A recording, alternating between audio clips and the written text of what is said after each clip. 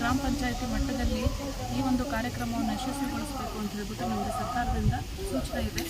ಅದರಂತೆ 17ರಿಂದ ಅಕ್ಟೋಬರ್ 2ನೇ ತಾರೀಕುವರೆಗೂ ಏನೇನು ಕಾರ್ಯಕ್ರಮಗಳನ್ನ ನಾವು ಹಮ್ಮಿಕೊಳ್ಬೇಕು ಅಂತ ಹೇಳ್ಬಿಟ್ಟು ಅದರಲ್ಲಿ ನಮಗೆ ವೇಳಾಪಟ್ಟಿನೂ ಇದೆ. ಅದರಂತೆ ನಾವೇನು ಮಾಡಬೇಕು ಅಂತಂದರೆ ಎಲ್ಲ ಗ್ರಾಮ ಪಂಚಾಯಿತಿ ಮಟ್ಟದಲ್ಲಿ ಕಸಗಳೆಲ್ಲೆಲ್ಲಿ ಸಂಗ್ರಹಣೆ ಆಗಿದೆ, ಬ್ಲಾಕ್ ಸ್ಪಾಟ್ಸ್ ಯಾವುದಿದೆ ಅದನ್ನು ಎಲ್ಲಿಗೆ ಗುಡಿಸ್ಬೇಕು.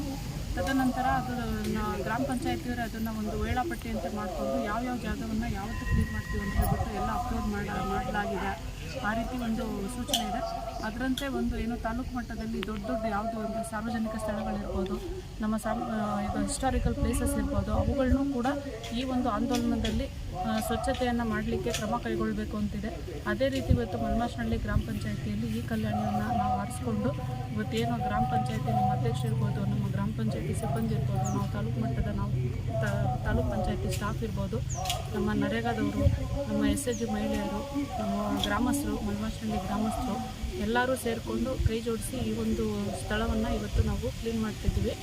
ಅದೇ ರೀತಿ ಇದನ್ನು ಏನು ನಾವು ನಮ್ಮ ಗ್ರಾಮ ಪಂಚಾಯಿತಿ ಮಟ್ಟದಲ್ಲಿ ಈ ಒಂದು ಬ್ಲಾಕ್ ಸ್ಪಾಟ್ಸ್ನ ಕ್ಲೀನ್ ಮಾಡ್ತಾಯಿದ್ದೀವಿ, ಅದನ್ನು ಸೌಂದರ್ಯೀಕರಣಗೊಳಿಸಬೇಕು ಅಂತಲೂ ಬ್ಯೂಟಿಫಿಕೇಷನ್ ಮಾಡಿ ಅದನ್ನು ಅದೇ ರೀತಿ ಕಾಯ್ಕೊಳ್ಬೇಕು ಅಂತಲೂ ಸೂಚನೆ ಇದೆ.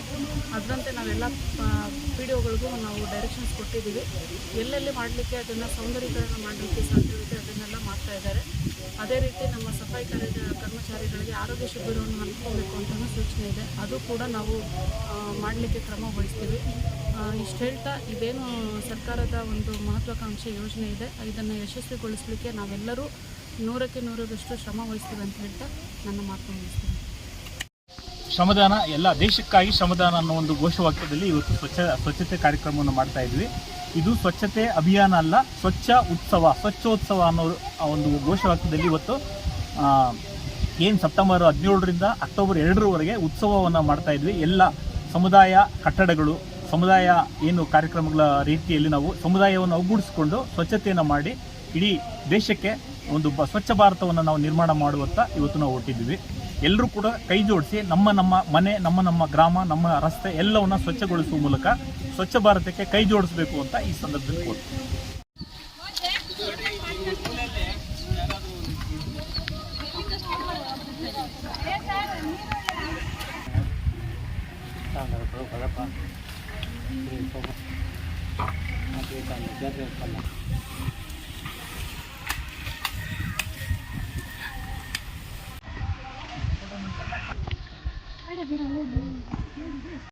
अखंड